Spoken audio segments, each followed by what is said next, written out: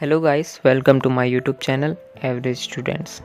आज हम पेडागोजी से रिलेटेड टॉपिक टीचिंग मेथड को डिस्कस करेंगे, जो एग्ज़ाम में अक्सर पूछा जाता है।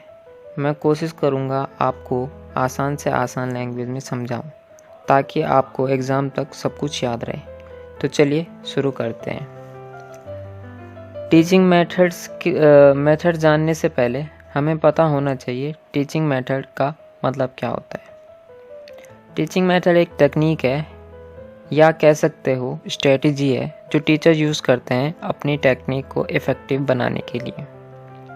टीचिंग मेथड कई प्रकार के होते हैं, जैसे lecture method, experimental method, inductive method और deductive method, heuristic method, demonstration method, project method और कई सारे मेथड होते हैं। लेकिन एग्ज़ाम में ज़्यादातर यही सारे पूछे जाते हैं, तो आज हम इन्हीं पर डिस्कशन करेंगे। सबसे पहले लेक्चर मेथड। लेक्चर मेथड सबसे पुराना और सबसे ज़्यादा यूज़ होने वाला मेथड है। ये मेथड सबसे चीप मेथड है, क्योंकि इसमें किसी एक्सटर्नल एड की ज़रूरत नहीं पड़ती है। लेक्चर मेथड में टीचर चीज़ों को बोलकर एक्सप्लेन करता है और स्टूडेंट उसे सुनते हैं। लेक्चर मेथड में टीचर एक्टिव रहता है और स्टूडेंट इनएक्टिव, यानी कि लेक्चर मेथड में टीचर बोलता है और स्टूडेंट उनकी बातों को सुनते हैं। इसमें मुख्य भूमिका टीचर की है, इसलिए हम लेक्चर मेथड को टीचर सेंटर्ड मेथड भी कहते हैं। चलिए इसकी मेरिट्स और डीमेरिट्स भी देख लेते हैं। इसकी पहले मेरिट्स देख लेते हैं। ये मेथड इजी मेथड है। इसमें टीचर को ज़्यादा मेहनत नहीं करनी पड़ती और कम टाइम में ज़्यादा सिलेबस कर सकते हैं, यानी कि इसमें कोई एक्सटर्नल एड की ज़रूरत नहीं पड़ती है और टीचर कम टाइम में ज़्यादा चीज़ों को समझा सकता है स्टूडेंट्स को। ये मेथड बाकी मेथड्स के मुताबिक आसान और सस्ता मेथड है। आसान कैसे? क्योंकि इसमें कोई एक्सटर्नल एड नहीं लगती है, और सस्ता इसलिए क्योंकि इसमें ना हम किसी मॉडल का यूज़ करते हैं, ना किसी एपैरेटस का यूज़ करते हैं। बस टीचर बोल के अपनी बातों को समझाता है, इसलिए ये आसान और सस्ता मेथड है। अगला है, ये मेथड बाकी मेथड्स को असिस्ट करता है।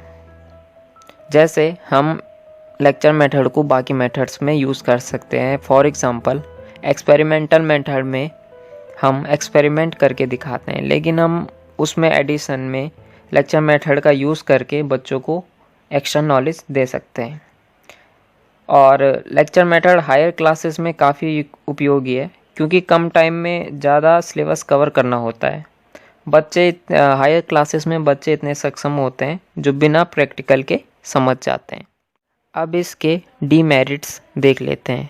इस मेथड का सबसे बड़ा डीमेरिट है बच्चों का इनएक्टिव होना, यानी कि टीचर एक्टिव रहेगा और बच्चा इनएक्टिव रहेगा। बच्चों की इन्वॉल्वमेंट लेक्चर मेथड में बस सुनने तक की होती है, जिस कारण बच्चा इंटरेस्ट लूज़ कर सकता है, और इस मेथड में प्रैक्टिकल नॉलेज एब्सेंट होती है। आई होप आपको लेक्चर मेथड समझ में आया होगा। अब चलिए अगला मेथड समझते हैं। अगला मेथड है एक्सपेरिमेंटल मेथड। ये मेथड ज़्यादातर साइंस सब्जेक्ट में यूज़ होता है, और एग्ज़ाम में भी ये मेथड ज़्यादातर पेडागोजी ऑफ फिज़िकल साइंस और बायोलॉजिकल साइंस में पूछा जाता है, तो साइंस वाले इस पे ज़्यादा ध्यान दें। एक्सपेरिमेंटल मेथड में टीचर्स स्टूडेंट्स को एक्सपेरिमेंट के थ्रू चीज़ें सिखाते हैं। एक्सपेरिमेंटल मेथड के लिए लैब्स की ज़रूरत पड़ती है, जहां एक्सपेरिमेंट्स को कंडक्ट किया जाता है। लैब में बच्चे फैक्ट्स और लॉस के बारे में सीखते हैं और चेक करते हैं उन फैक्ट्स और लॉस के प्रैक्टिकल यूज़ क्या है। एक्सपेरिमेंटल मेथड में स्टूडेंट्स काफ़ी एक्टिव होते हैं और स्टूडेंट्स खुद से चीज़ों को समझते हैं। चलिए इसके मेरिट्स भी देख लेते हैं। एक्सपेरिमेंटल मेथड को लर्न बाय डूइंग भी कह सकते हैं, क्योंकि बच्चा इसमें करके सीखता है।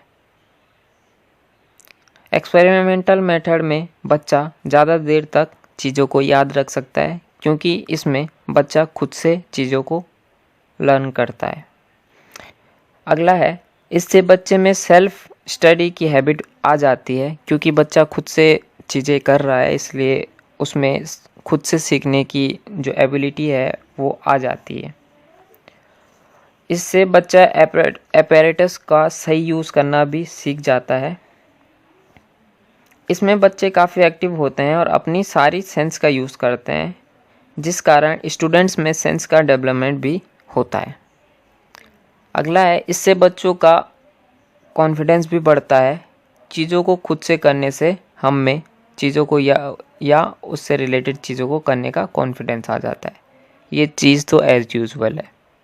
ओके, इसके कुछ डीमेरिट्स भी हैं, उनको भी देख लेते हैं। पहला है, एक्सपेरिमेंटल मेथड के लिए लैब की ज़रूरत पड़ती है और एपरेटस की भी ज़रूरत पड़ती है, जो कि हर कोई अफोर्ड नहीं कर सकता है। अगला है, ये एक टाइम कंज्यूमिंग मेथड है, यानी कि एक्सपेरिमेंट करने के लिए हमें एक्स्ट्रा टाइम चाहिए, जो काफ़ी टाइम कंज्यूम करता है। ये मेथड छोटी क्लास के लिए फ़िट नहीं बैठता है, क्योंकि हम छोटी क्लास को लैब में नहीं ले जा सकते हैं, क्योंकि कुछ भी हो सकता है, वहाँ बहुत सारी चीज़ें होती हैं। आप सोच सकते हैं इसमें, एग्ज़ाम में आप अपने लैंग्वेज में कुछ भी लिख लेना इसमें। ओके, और लास्ट में जो मैंने पहले कहा था, हर स्कूल लैब अफोर्ड नहीं कर सकता, तो एक्सपेरिमेंटल मेथड हर कोई अफोर्ड नहीं कर सकता। तो चलिए गाइस, इस वीडियो में इतना ही। बाकी के जो मेथड हैं हम अगले पार्ट में डिस्कस करेंगे।